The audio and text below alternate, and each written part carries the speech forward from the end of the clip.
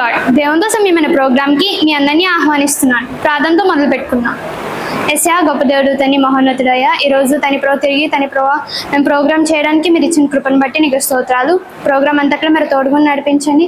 చక్కగా మేము ప్రోగ్రామ్ చేయడానికి మీరు సహాయం చేయండి అయ్యా. నీకు నీ బిడ్డలుగా అనేకులకు మాదిరిగా మేము జీవించడానికి మీరు మాకు సహాయం చేయండి.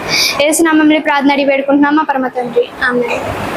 ఇప్పుడు ఒక యాక్షన్ సాంగ్ చూసుకుందాం.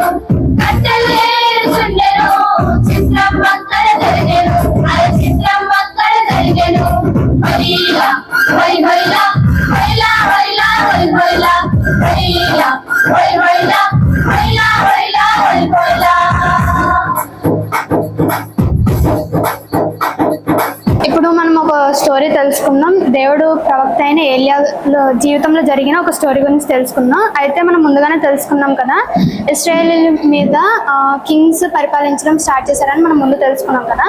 మరి సొలొమోను కుమారుడైన రెహబాము పరిపాలించే టైంలో ఇశ్రాయేల్ కింగ్డమ్ అనేది 2 కింగ్డమ్స్ కింద విడిపోతుంది అనమాట.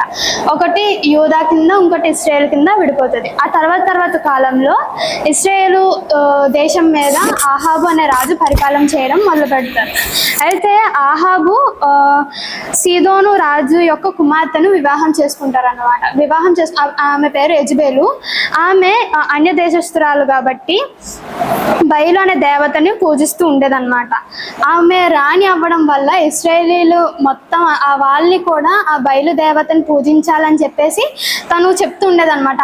ఇశ్రాయేలీలు కూడా బయలు దేవతను పూజించేలా తను చేస్తూ ఉండింది.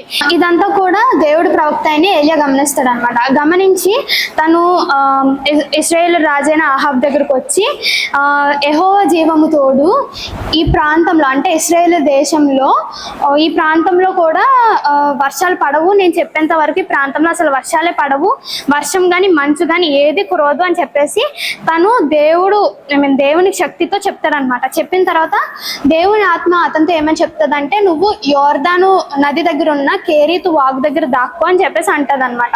నువ్వు అక్కడ దాక్కుంటే నేను కాకుల ద్వారా నీకు ఫుడ్ అనేది పంపిస్తాను అని చెప్పేసి అంటారు. అయినా సరే దేవుడు అంటే మరి కాకుల ద్వారా ఫుడ్ పంపించడం అంటే కాకులు ఎప్పుడు మన దగ్గర తీసుకుంటే కానీ దానికి ఇచ్చే స్వభావం అంటూ నార్మల్గా దానికి ఉండదు. సో అయినా సరే మరి ఏలియా అదేమి సందేహపడకుండా దేవుని మాట చొప్పున కేరీతు వాగు దగ్గరికి వెళ్ళి అక్కడ దాక్కొని ఆ కేరీతు వాగులో వాటర్ తాగుతూ కాకులు మార్నింగ్ ఈవినింగ్ కూడా అంటే డైలీ మార్నింగ్ ఈవినింగ్ కూడా అతనికి బ్రెడ్ మీట్ అనేవి తెస్తూ ఉండేవన్నమాట. అవి తింటూ అక్కడ ఉన్న వాటర్ తాగుతూ ఉండేవాడు. అయితే కొన్ని రోజులు అయ్యాక మరి వర్షం పడకపోవడం వల్ల ఆ కేరీతు వాగు అనేది డ్రై అయిపోయింది. డ్రై అవ్వడం స్టార్ట్ అవుతుంది అనమాట. స్టార్ట్ అయిన తర్వాత మరి దేవుడు మళ్ళీ అతనితో ఏమంటారంటే, నువ్వు సీదోను ప్రాంతంలో సారెపాతు అనే ఒక ఊరు ఉంటది, ఆ ఊరు దగ్గర ఒక విధవరాలు ఉంటది, ఆమె ద్వారా నేను నిన్ను పోషిస్తాను అని చెప్పేసి అంటాడనమాట. అనినప్పుడు ఏలియా దేవుని మాట చొప్పున ఆ సారెపాతు ఊరి దగ్గరికి వెళ్ళినప్పుడు ఎంట్రన్స్ గేట్ ఉంటది కదా, ఆ గేట్ దగ్గర ఒక విధవరాలు కట్టెలు ఏరుకుంటూ కనిపిస్తుంది అనమాట. కనిపించినప్పుడు ఏలియాకి ఆమె ఆ విధవరాలు దేవుడు చెప్పింది ఆమె ఏమో అని చెప్పేసి ఆమె దగ్గరికి వెళ్ళి నాకు కొంచెం నీళ్ళు తీసుకురా అమ్మా అని చెప్పేసి ఆమెను అడుగుతాడు అనమాట. అడిగినప్పుడు ఆమె నీళ్లు తేయడానికి ఇంకా వెళ్తున్నప్పుడు మళ్ళీ వెంటనే ఆయన ఏమంటారంటే, తినడానికి బ్రెడ్ కూడా తీసుకురా అని చెప్పేసి ఆమెను అడుగుతారు అనమాట. ఆమెతో చెప్పినప్పుడు ఆమె అంటది, ఇతను చూడడానికి ప్రవక్తలా ఉన్నాడు కదా, మరి ఎపీరియన్స్ అది ఆమె ప్రవక్తలా కనిపించి ఆమె అంటది, నీ దేవుడైన యెహోవా జీవం తోడు నా దగ్గర కొంచెము పిండి కొంచెం నూనె మాత్రం ఉంది, దాంతో నేను నా కుమారుడికి చేసుకొని ఇంకా తిని తర్వాత చనిపోదామని మేము ఫిక్స్ అయ్యాము అని చెప్పేసి అని ఏలియాతో చెప్తుంది అనమాట. అప్పుడు ఏలియా అంటాడు, మా దేవుడు సెలవిస్తున్నాడు, నువ్వు ఫస్ట్ చేసింది నాకు తీసుకొచ్చి తర్వాత మీరు తినండి అని చెప్పేసి అంటాడు అనమాట. ఎందుకంటే మీ దగ్గర ఉన్న పిండి తక్కువ అయిపోదు, మీ నూనె అయిపోదు అని చెప్పేసి అంటారు. అనిన తర్వాత ఆమె కూడా ఈ ఏలియా మాట మీద విశ్వాసం ఉంచి దేవుని మీద విశ్వాసం ఉంచి అతను చెప్పినట్టుగానే ఫస్ట్ బ్రెడ్ అతను తెచ్చిస్తుంది అనమాట. ఇచ్చిన తర్వాత ఆ కరువు కాలం అంతా కూడా ఆమెకి ఎటువంటి లోటు కూడా లేదు, అంటే ఆ పిండి అవ్వట్లేదు, ఆ నూనె కూడా అవ్వట్లేదు అనమాట. అలా వాళ్ళు కరువు అంతా చాలా సమృద్ధిగా జీవిస్తున్నారు. అయితే ఈ ఏలియా అక్కడే ఆమె ఇంటి మీద ఒక మేడ గది ఒకటి ఉంటే ఆ గదిలో ఉంటున్నాడు అనమాట.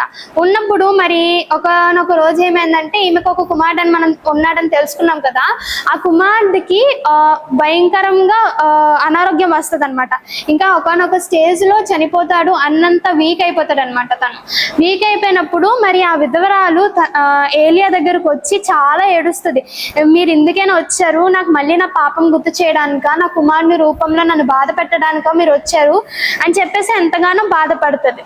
బాధపడినప్పుడు మరి ఏలియాకు కూడా ఎంతో బాధ అనిపిస్తుంది. ఎందుకంటే అప్పటిదాకా మరి తను వాళ్ళ ఇంటి దగ్గరే ఆహారం అది తినడం అవుతుంది కాబట్టి తను కూడా ఎంతగానో బాధపడి ఆ కుమారుడిని ఆమె దగ్గర నుంచి తీసుకొని తన గదిలోకి వెళ్ళి తన మంచం మీద పడుకోబెట్టి దేవుడికి ప్రార్థన చేస్తాడు అనమాట. నువ్వు ఇలా ఎందుకు చేసావు యేసయ్యా, మరి ఎందుకంటే మరి తిన పక్షాన ఉన్న వాళ్ళకే కదా కీడ్ చేశారు, నువ్వు ఎందుకు అలా చేసావు, నా వైపు ఉన్న వాళ్ళకి ఎందుకు కీడ్ చేసావు, ఈ బాబుని స్వస్థపరచు అన్నప్పుడు వెంటనే ఆ బాబుకి స్వస్థత కలుగుతుంది అనమాట. అప్పుడు ఏలియా ఆ బాబుని తీసుకొచ్చి ఆ విధవరాలకు మళ్ళీ ఇచ్చేస్తాడు. తర్వాత కాలంలో ఇంకా ఏలియా ద్వారా దేవుడు ఇంకా గొప్ప కార్యాలు చేసి ఏలియాని ఇంకా గొప్పగా వాడుకున్నాడు. ఈ రోజుతో ఈ స్టోరీ ముగించబడింది. ఈ స్టోరీ ద్వారా మీకు ఏమర్థమైంది చెప్పండి. ఏలియాలాగే దేవుడు చెప్పిన మాటలకు అంగీకరించి లోబడి ఉండాలి. నీ దేవుని మాటలు లోబడి ఉండాలి. ఈరోజు కంఠస్థ వాక్యం చూసుకుందాం. కీర్తనలు 117వ కీర్తన. యెహోవా కృప మన ఎడల హెచ్చుగానున్నది, ఆయన విశ్వాస్యత నిరంతరం నిలుచును. కాబట్టి సమస్త అన్యజనులారా యెహోవాను స్తుతించుడి, సర్వజనములారా ఆయనను కొనియాడుడి, యెహోవాను స్తుతించుడి. దేవుడి వాక్యం దీవించును గాక. నెక్స్ట్ వీక్ మిమ్మల్ని అడుగుతాను. ఎస్ఐ గొప్ప జరుగుతుంది మహోన్నతుడు. ఈరోజు ప్రోగ్రామ్ అంతట్లో మీరు తోడుకొని నడిపించినందుకు నీకు వందనాలు. మేము కూడా ఏరియా లాగా తని ప్రోస ఈ మాటకు లోబడడానికి మీరు మాకు సహాయం చేయండి. ఆయనలా రోషన్గా తని ప్రోస మీ దగ్గర తని ప్రోస మేము జీవించడానికి మీరు మాకు సహాయం చేయమని అడుగుతున్నాం తండ్రి. నీకు స్తోత్రాలు అయ్యా తండ్రి ప్రభు. మరి మాతో మీరు తోడుకొని నడిపించండి, చక్కగా నీళ్ళు ఎదుగులాగా మీరు మాకు సహాయం చేయండి. ఈ కృపలో భద్రపరచమని అడుగుతూ యేసు నామములో ప్రార్థన అడిగి పెట్టుకుంటున్నాం మా పరమ తండ్రి. ఆమేన్. Praise the lord. మళ్ళీ నెక్స్ట్ వీక్ కలుస్తున్నాం.